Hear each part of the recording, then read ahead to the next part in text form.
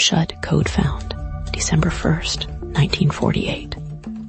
Somerton Beach, Adelaide, Australia. The sun beat down on the sand, a typical summer day. But something was terribly amiss. A body lay slumped against the seawall, impeccably dressed in a suit and tie despite the heat. He was an enigma, a ghost washed ashore in the harsh Australian light. No one recognized him. His pockets held no identification, no clues to his life, his loves, or his enemies, just a half-smoked cigarette, a pack of chewing gum, and a used bus ticket. The world was still reeling from the aftermath of World War II, haunted by spies and secrets, and this unknown man seemed to embody that era of paranoia and uncertainty, a silent question mark on a sun-drenched beach. His presence felt like a discordant note in the symphony of everyday life. The police investigation began with a frustrating lack of leads. The man's fingerprints yielded no matches. His dental records proved equally useless. The bus ticket led nowhere specific. Witnesses recalled seeing a man resembling him the previous evening, looking disoriented. The autopsy revealed no obvious cause of death. No wounds, no poison detectable by the methods of the time. The medical examiner concluded only that the man was in excellent physical condition, suggesting a sudden, unexpected demise. The newspapers dubbed him the Somerton Man, a label that stuck, a placeholder for a story that refused to be written. He became a symbol of the anxieties of the Cold War, a blank slate onto which everyone projected their fears and suspicions. Rumors began to swirl like sand in a dust devil. Was he a spy, poisoned by enemy agents? Was he a jilted lover, driven to despair? Was he a victim of some bizarre ritual, a sacrifice on the altar of the unknown? The lack of information fueled the speculation, transforming the Somerton Man into a figure of myth and legend. Psychics offered their insights, claiming to communicate with his spirit. Amateur sleuths pored over maps and timetables, searching for a hidden connection. The case became an obsession, a puzzle that gnawed at the collective consciousness of Adelaide. Each new theory, each tantalizing clue, only deepened the mystery. Then came the discovery that would catapult the case from a local curiosity into an international phenomenon. Months after the Somerton Man's death, a tiny scrap of paper was found hidden in a secret pocket sewn into his trousers. It was a single phrase, printed in elegant script. Tamam Shud, Persian for ended or finished. The phrase was traced to a rare edition of the Rubaiyat of Omar Khayyam, a book of poetry celebrating the pleasures of life and lamenting its fleeting nature.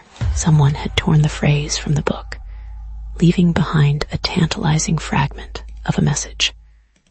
But what did it mean? Was it a suicide note, a code, or simply a cruel joke? The discovery of the Tamam Shud paper ignited a fresh wave of investigation. Police launched a desperate search for the book from which the phrase had been torn. They appealed to the public, hoping someone would recognize the specific edition. Eventually, a man came forward, claiming he had found the book in his car, parked near Somerton Beach, around the time of the man's death. Inside, detectives found a series of seemingly random letters and numbers scrawled in pencil, potentially a code. The atmosphere crackled with anticipation. Had they finally cracked the case? Was the Somerton Man about to reveal his secrets from beyond the grave? The code, however, proved stubbornly resistant to decryption. Cryptographers from military intelligence were brought in, but they they could find no discernible pattern. The letters and numbers seemed meaningless, a jumble of symbols that led nowhere. Frustration mounted. The hope that the code held the key to the Somerton man's identity and motive began to fade. Some speculated that it was not a code at all, but simply random scribbles, the product of a disturbed mind, the tantalizing promise of a breakthrough dissolved into another dead end.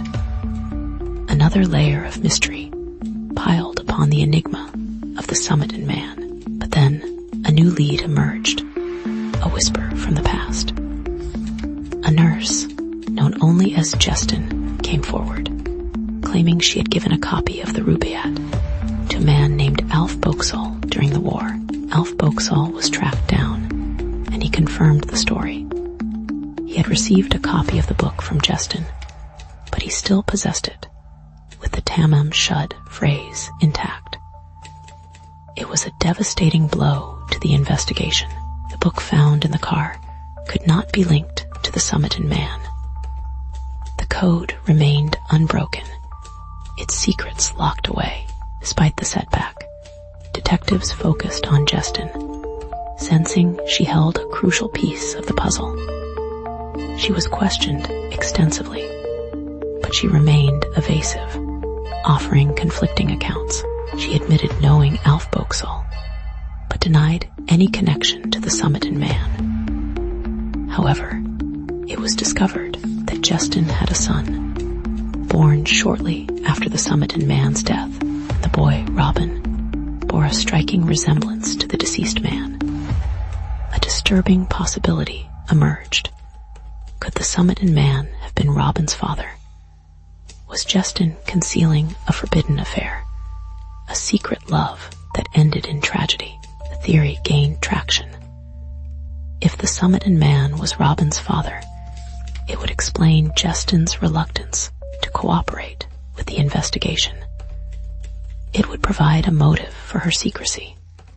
But proving the connection was difficult. DNA testing was not available in 1948, and Robin himself had died in 2009. Any hope of definitively linking the Somerton man to Robin through genetics seemed lost. The case took on a new dimension, a human tragedy woven into the fabric of Cold War paranoia. It was no longer just about a mysterious death.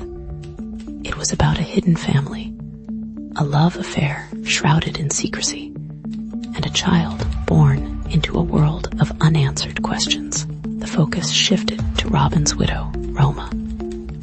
Desperate to unlock the truth, investigators exhumed the Somerton man's body in 2021, hoping that advancements in DNA technology would finally provide a definitive answer. The results were conclusive. The Somerton man was indeed Robin's father. The decades-old rumors were true. The man found on Somerton Beach was Justin's secret lover, the father of her child. But the revelation only deepened the mystery. Why was he in Adelaide? Why did he die so suddenly? And what was the meaning of the Tamam Shud code? The code, still undeciphered, continued to haunt the investigation. Some researchers proposed that it was not a code at all, but rather the initials of words or phrases. Others suggested that it was a simple substitution cipher, easily broken with the right key. But despite numerous attempts, no one has been able to crack it. The code remains a tantalizing enigma, a locked door that refuses to open, guarding the secrets of the Somerton man's final days. It is a testament to the enduring power of mystery, the human desire to find order in chaos, to uncover the truth, no matter how elusive. The revelation of the Somerton man's paternity offered a semblance of closure, a piece of the puzzle finally in place. But many questions remain unanswered. The circumstances surrounding his death are are still shrouded in mystery. The Tamam Shud code remains unbroken, and the motive for his presence in Adelaide is still unknown.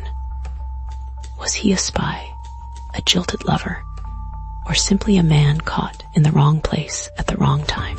The truth, like the Somerton man himself, remains elusive, a ghost on the shore of history, despite the lack of definitive answers. The Somerton man case continues to captivate the public imagination. It is a story of secrets, lies, and forbidden love, set against the backdrop of Cold War paranoia. It is a reminder that even in the age of advanced technology, some mysteries may never be solved. The Somerton man remains an enigma, a symbol of the unknown, a testament to the enduring power of secrets.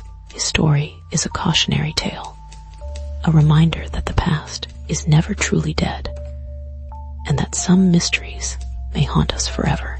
The Somerton man's legacy is one of enduring mystery.